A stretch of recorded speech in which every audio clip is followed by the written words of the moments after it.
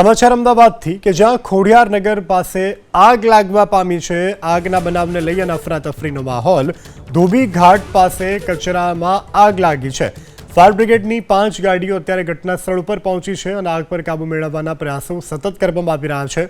તો કયા કારણોસર આગ લાગી તે કારણ હજુ નથી જાણવા મળ્યું, પરંતુ હાલ જે પ્રકારે દ્રશ્યોમાં જોઈ શકાય છે કે આગનું સ્વરૂપ વિકરાળ છે, જેને કારણે 5 જેટલી ફાયર ફાઇટરની ટીમો ઘટના સ્થળ ઉપર આવી છે અને આગ પર કાબુ મેળવવા માટેના પ્રયાસો કરવામાં આવી રહ્યા છે। હવે આગળ વાત ભાવનગરના વલભીપુર મામલતદાર કચેરીની પેટા તિજોરી વિભાગમાં આગ લાગી છે। પેટા તિજોરી વિભાગમાં આગ લાગતા મહત્વના દસ્તાવેજો બળીને ખાખ થયા છે। પેટા તિજોરી કચેરીમાં ફાયર સેફટીના કોઈ સાધનો ન હોવાનો પણ ખુલાસો થયો છે। ફાયર સેફટીના સાધનો ન હોવાથી આગ પર કાબુ મેળવી શકવામાં નથી આવ્યો।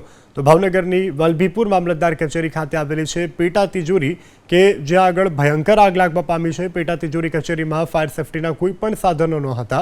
તાત્કાલિક આગ પર કાબુ પણ મેળવી શકવો અશક્ય હતો, કારણ કે કોઈ પણ એવા ઇક્વિપમેન્ટ અવેલેબલ હતા નહીં કે જેનાથી આગ પર કાબુ મેળવી શકાય। પેટા તિજોરીમાં અનેક અગત્યના દસ્તાવેજો રાખવામાં આવ્યા હતા, જે પણ આગની ચપેટમાં આવી ગયા છે અને બળીને રાખ થયા છે।